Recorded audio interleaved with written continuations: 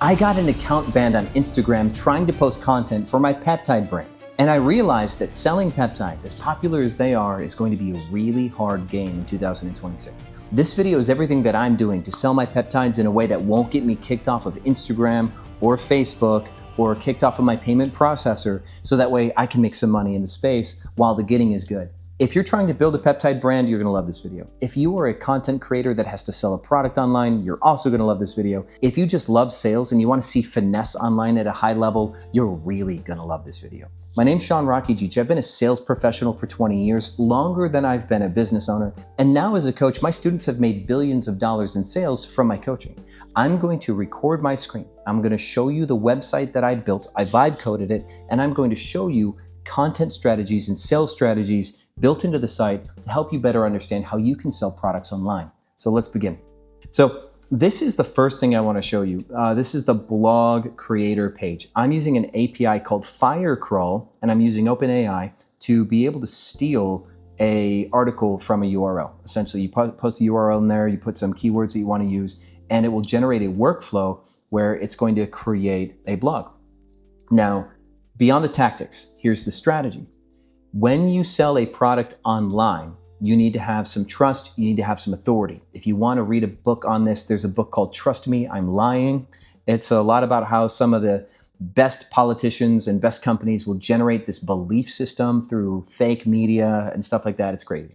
So most people don't just respond to a Facebook ad or a Meta ad. They don't just buy stuff right away. So we have to be cognizant of that. So what I've done is I've vibe coded a blog stealing or content repurposing engine that allows us to take a topic that's already been researched or that's already performed well as a blog and build our own workflow here that allows us to own the blog, and then we can use it. I'm going to show you where we use it here in a second, but let me kind of walk through the workflow with you. What we do is we then create this copy that's vibe coded. We then can generate AI images and control the framing for those images and all that stuff. Really cool. We then can control backlinks. So we can build backlinks into the blog. Anytime that this phrase pops up, there's going to be a backlink to my Peptide Lab, for example.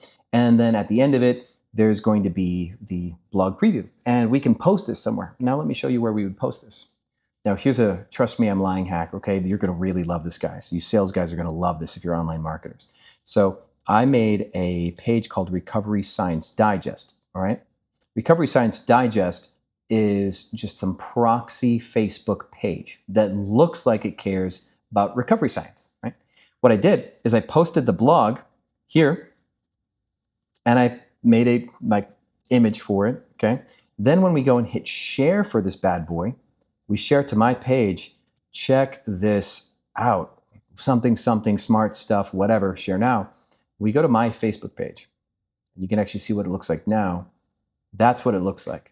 It looks like this legitimate share. And now anybody who wants to read whatever I just talked about, they can go find it here on Recovery Science Digest. It takes them to this article. There's a backlink here that takes them to go shopping for my peptides, right? So this is a blog funnel. Now, where you use these blogs can be anywhere. You can post them on Reddit, you can post them on Facebook, you can send them in an email list, whatever. Now, this is just content strategy number one. We're building this backdrop of content so that way when we run a Facebook ad later and somebody decides not to buy right away, they'll case us out, they'll see some blogs, they'll build some trust, and then they'll buy. That's a big deal. Next is affiliates. Because of the speed of AI and the speed of this industry and its expansion, we want to access people who are opportunistic in the space and have their own people that they can sell. One of the reasons why I coach peptides is because I have this thesis that the people I can sell peptides to are different than the people, say, Maggie at the top or Presley can sell to. They're different people. My story as a 40-year-old business owner, Eastern European, certain physical attributes, medical ailments that are common in my family history is different than somebody else, right? And for example, one of my students made a brand called Spider Guard Supplements, which is for jujitsu and fighters and stuff. And then one of my students made a brand called Soma Bloom, which is to marketing towards women. Completely different fields. And because they're niching, they're going to be more effective in those respective fields. Soma Bloom would have a harder time convincing a jujitsu fighter to buy their product, and the jujitsu product is probably going to be too aggressive for the stay-at-home mom that's looking to maybe clean up her weight or her skin or something. And thus why affiliate marketing is a big strategy for sales. to get this to work in a way that's meaningful for affiliates, I wanted to create really sticky affiliate tracking. Anybody who signs up for the affiliate site, what we do is we give them a 30-day cookie, and that cookie persists. And they also have promo codes. And if anybody ever creates a login or creates an account while the cookie is active, that person becomes a forever person assigned under the affiliate. And as long as the affiliate is an active affiliate doing something once every quarter, any sales generated from their affiliates go to them. So we do have a sunset clause where if somebody retires from pushing our product and we don't hear from them in 90 days, we stop attributing to them. That's how we don't just forever pay somebody who decides to rest on their laurels. But we also pay 20% commission on all sales, and people get a 10% discount just by using their affiliate link, which means that there is some loyalty to the funnel side where the affiliates actually feel like we're supporting them and getting them sales. We're not trying to undercut them. We're trying to make sure that their attribution goes to their people. And then, of course, we wanted to build the sites to be effective and to be controllable for the affiliate, so that way they can make a affiliate page that helps them sell. And we're in the V2 of this, right? We wanted to make it so that way people could upload images. They could even create like an Instagram wall of content. Of course, shop my pics, stuff like that. So we're working on this, right? But I think so far it's a good V2. So affiliate strategy is a thing. One of the things that I plan on doing to sell peptides, which is a content strategy thing, is that I plan on selling stuff that are not peptides, but people who buy peptides would buy. Kind of like I sell a book on pricing strategy, and that book for Airbnb pricing strategy leads to either my Airbnb coaching, or I've got a service where I do price for hosts, right? That's like a feeder product. So now feeder products could be like these little refrigerators, these peptide refrigerators. It's totally legal to sell that. And I might create these like UV cleaning kits where it sterilizes your stuff. That would be totally legal to sell. I can sell all sorts of things to peptide enthusiasts. And what I get out of that, I get the first purchase, which gives me first purchase trust. Most people give you a little bit of money to see if you screw them. And I follow through on that. And then I get their email. And I can create an email list, and I can use that in Facebook ad campaigns. We do this on the Airbnb side too. If you have 1,000 travelers and you use those email lists to create a lookalike table or seed list, you can start running ad campaigns based on the people that are similar to people who've traveled before. This is Facebook ad strategy, meta ad strategy 101. So for example, the B&B Photo Factory in their privacy policy says that I can use the emails to create a seed list for other products that might be beneficial to them, like my book, the Revenue Manager's Handbook. Somebody's an Airbnb host, get their photos done, they might buy my revenue book. See, the migration of data here between companies is really, really powerful stuff. And so for the peptide world, I need to find a way to get my peptides in front of people in a context that Stripe feels is safe, right? That they don't think is out of line, right? So I can use Stripe to sell a peptide related product, and that's great. And if somebody reaches out to me or they respond to an email about our research peptides, I can worry about who transacts those payments later. I can cross that bridge when I get there. But if I can expand this business on products that are similar, or free giveaways, or I have a GPT that helps people understand what peptides are and how to maybe make their own like stacks and stuff, and that GPT resource also promotes my companies, that type of lead magnet can lead to new business. And if you're an online seller, especially if you did like Amazon products, you start to understand that you can't just rely on only Amazon to sell your products for you. Same thing that we're doing with my book. The Amazon is terrible for selling a book because you get no customer information. So if I were you, if you're an online seller, this part's for you. You want to have this blog engine that really builds this bedrock of authority, because there's no damage in creating a bunch of real deep, long content information. It also can be optimized for AI defined. Lovable now allows your sites to be scrapable and searchable on SEO, so that's a big boost. And doing all these blogs to start to answer questions based on your consumer archetype is a really safe way to play. I was coaching Soma Bloom, that student of mine, and I said, what would a woman over 40 want to know about peptides, right? We talked about menstrual cycle. We talked about whether they're safe for women post-menopause or pre-menopause, and then what time of their cycle certain peptides would be good for them. Are there any negative side effects for women for peptides, and all this other stuff, right? And you can create blogs on all those topics. And then you can also create some optimistic ones about hair, skin, and nails and beauty and anti-aging and like trends within female peptide use, all this different stuff. And all these blogs are safe. And now those blogs can get used. If you then sold a women's peptide kit thing that allows them to store their peptides, measure their peptides, keep their stuff sterile, and is very glam, goes good in a bathroom, for example. It's really like home and garden design focused. If you have a product like that, which by the way, there's tons of stuff on like Alibaba that you could probably buy. You get something that looks like this, you get their email. And then that email, you start to send them your blogs in an email list and build some trust. And then you send them a promo code at one point and you get them to buy that way. This is a sales strategy that weaves content and authority into your marketing. Now, one tip for you, because I did get banned on Instagram trying to make content, is you can't just promote products, right? And so I've started to test different things. I've posted on stories where I hold one of my peptides with like a partial obstruction, and I haven't been banned from that. I've also told stories about my personal use with peptides, talking about my personal testimonial. That's fine too. Now, if I said, I'm using peptides, click this link down below, and I made an ad out of it, that's probably going to get me in trouble. So I haven't really crossed that bridge yet. But I say I'm using this peptide, send me a DM if you have any questions. That's been safe, right? So now do I run an ad where I talk about my use and then send me a DM? I might try it so I can see if I get banned again. That way you guys find out. But what we want to do is we want to generate awareness and interest without getting caught by these algorithms that are looking for risk. That's really what's going on, is there's these risk algorithms that are trying to control like promotions of things like gambling and lewd content and restricted products and just all sorts of different stuff, right? And peptides, let me kind of soapbox this for you too. Peptides are really safe overall, right? I'm not a medical professional. This is not medical advice, but your body makes them. And this is like Google Chat GPT easy to find out. There's something called mitochondrial dependent peptides, MDPs. Your body makes 1,600 different peptides, and they're amino chains. They're amino chains that are connected with a peptide bond. And that peptide bond is what makes it a peptide. And your body makes a ton of these. And some of the peptides that are being sold right now are like pixel for pixel copies, carbon copies of the peptides that exist in your body. And the reason why pharma was never pushing into them is you cannot patent a peptide that exists in the body. So Ozempic, the main way that they patented this was the pen delivery system, like that in the injection system was patented. Now, Eli Lilly made retatrutide, which isn't one that the body makes, so they can patent that formula. And then there's one called FOXO4-DRI, hyper expensive, induces this belief that your body is fasting without you fasting.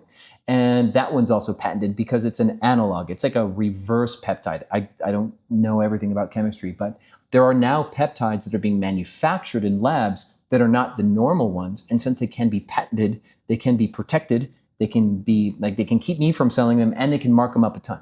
But there's going to be a lot of peptides that are naturally occurring that will be cheap to get that pharma cannot control. And because of this, pharma has been trying to keep people like us from selling it because pharma wants to sell you drugs because that's where the money is. But man, peptides, my before and afters are crazy. My testimonials are crazy. And that's where I think the real power of selling this is. So now let's get into something that I think is really risky.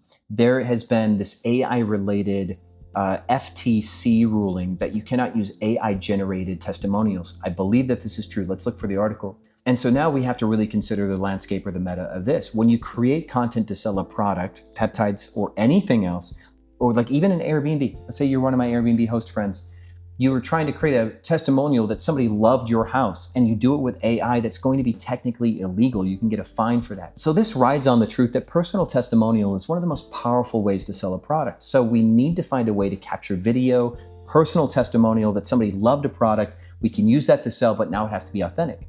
And in this hyper-fragmented AI e-commerce space, your personal testimonial is enough for you to start to generate business on almost anything. Now, can we scale from there is the question. This is an example of my landing page, by the way. Once someone's logged in, we are basically changing stacks to protocols. My mythos for this, I think this is a really cool thing that I want to help you guys understand. Let's just click on this one. My concept for Olympus Peptide Labs is we really want to take the aspirational high society thing. And so what we're trying to build, this image is a little small, so I zoomed in, which I'm going to have to fix with a prompt. Actually, let's just do that right now, okay? The protocol page's hero images are too small compared text. Evaluate and normalize the text size and enlarge the hero photos. Cool. That's a prompt. Cool. We're just changing it now. You might even see by the end of this how this changes. So the goal for this is to sell a combination of peptides in a single click called a protocol. And the cool thing about protocols is we can do blogs about the protocol. We can talk about this new Hercules protocol that people are talking about that mixes a certain number of peptides that have a certain outcome. And the blog can validate the protocol. And we can start making content about the protocols and stuff. And we're not selling the protocol yet, but our site will be the only one with the Hercules protocol because it's ours. The marketing is proprietary, the verbiage is proprietary, and somehow along the way, we're going to build enough SEO presence and enough brand traction that using protocol instead of stack leads to our website. That's a trick, right? This is something that happens in social media a lot too. There's a company in the Airbnb space that because they have no authority in the space, they turned the phrase co-hosting into co-listing, and they're running ads to try to promote their course. They've never given away any content for free, by the way. This is one of the main things. Is they really are just trying to get everybody's cash. And that's why I'll put them on blast a little bit. There's a lot of free content on co-hosting. There's a lot of free content on Airbnb. There's a lot of free information on almost everything out there. But co-listing is made up. It's a made up phrase. And so if they say, we'll teach you co-listing, it's a secret, no one knows it, well, it's just an analog of co-hosting. And so now when they run the ad, people start to search for co-listing online. They takes you back to them, keeps you in their funnel. And because if they use the word co-hosting, there's no trust on the internet. People are like, you know what? I don't trust you guys. Your ad's all cool, but I'm just going to look for co-hosting on the internet. I'm going to find free information. Co-hosting would lead them back to creators like myself or other tenured professionals who give away free content. So in that way, we're using a very similar angle. And I cannot remember what book I read this in. I don't know if it was like All Marketers Are Liars or Biology, but it's in one of the marketing greats. There's a marketing book that really talks about this. And so if you can create your own vernacular, your own mythos, your own conversation, like for example, my sales guys in the newspaper industry, when they would get recruited from Kirby Vacuums, some of my employees sold for Kirby Vacuums, when they met each other, they'd start using the phrase that's positive. So there's this cultural thing in Kirby where they would train you to be positive. And so that's positive was a phrase that they would use whenever you got a sale or did anything cool. And so these behavioral adjustments, the mythos and the influence can really be sticky. And so if we can get protocol, we can make protocol happen like fetch, then we're good. And so that's one of our long game strategies for the website. If we take this back to All Marketers Are Liars, content strategy is about getting in front of somebody in a compelling way that captures their attention. So one thing that I just recently saw is ads that have a female in it tend to do twice as good as ads that don't. It's probably because the world is like a lonely place, right? And men are more easily influenced by what they see than women, right? So good on women there. So you put women in your ads, you get twice as much performance, but that's why there's all these UGC creator AIs, and that's why the FTC is cracking down on it, is maybe it's a bit predatory. So if we mix All Marketers Are Liars, then learn the dark arts of positioning blogs first and getting a Facebook page to reference you and all this good stuff, build the gladiatorial arena per se, and then we try to fill the seats at the Coliseum, that's a much better order of operations. And then once that Coliseum is built, all that supportive brand, the mythos, your story, all of it, then we can use something like jab, jab, jab, right hook, which is Gary Vaynerchuk book. And this will really play out in your Instagram strategy. This will really play out in your email strategy. There's something called a nurture sequence. We're also testing nurture sequences via text message now, where we want the very first 5 things that someone gets from us via email or text to really affirm that it's not a waste of their time to be on our list, right? That we're giving them value. And hypersegmentation is another big part of this topic too. When somebody joins our email list and they join our email list because they wanted to learn pricing strategy, they're going to go into a certain nurture sequence about price. But if someone joins an email list because they're interested in building a peptide business, they're going to get a nurture sequence about that. There's going to be a little bit about me and my come up story and about testimonials of my students' successes, but there's going to be a ton of value on the thing that they care about. And that context of nurturing is a big important thing. So if you're an Airbnb host and you're in a mountain town and your vacation area that people really can only come once or twice a year, you can't beat people up asking for the sale all the time. You really have to build good content that keeps someone liking your content.